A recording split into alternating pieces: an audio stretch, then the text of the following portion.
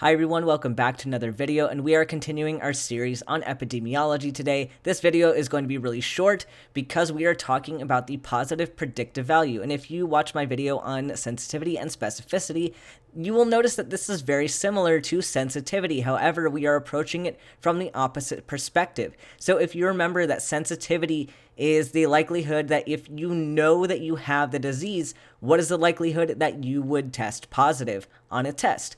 And the positive predictive value is approaching it from the opposite side, because instead of knowing that you have the disease and wondering whether or not you test positive, this example is, if you know you tested positive, what is the likelihood that you actually have the disease?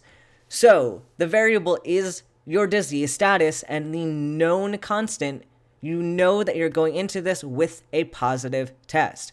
So something that is a little bit different here is that the positive predictive value is dependent on the prevalence. Think about it this way. So if you have a population of people and a certain number of people in this population have tuberculosis, if one population has a higher percentage of people with tuberculosis, it's more likely that a positive test is going to pick somebody up with tuberculosis, because people in general in that society are more likely to have tuberculosis compared to a different population where if there aren't as many people who have tuberculosis, it's not as likely that your positive test means that you're actually positive. Let's say I pick a really, really rare disease like Ebola. So if you got a positive test here in the United States that said you were positive for Ebola, we know that Ebola is a very rare disease in this area, so it's not likely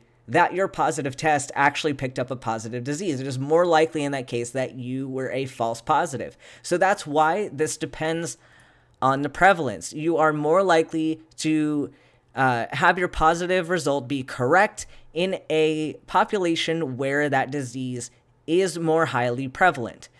But let's talk about the math really quick. So this equation is very similar to that of sensitivity. However, the positive predictive value refers to the true positives over all people who are positive. So we're trying to figure out if your positive test accurately detected a positive disease status. So true positives over all positives. If we break that down, that gives you the true positives divided by the people who were all positive, so the true positives plus the false positives, and that would give you your positive predictive value. There's another equation that uses prevalence and sensitivity and specificity to calculate this out, but it's a little bit more complicated, and maybe I'll do a separate video on that. But this video is really quick today. I hope you liked it. Leave your questions and comments down below, and I will see you all in the next one.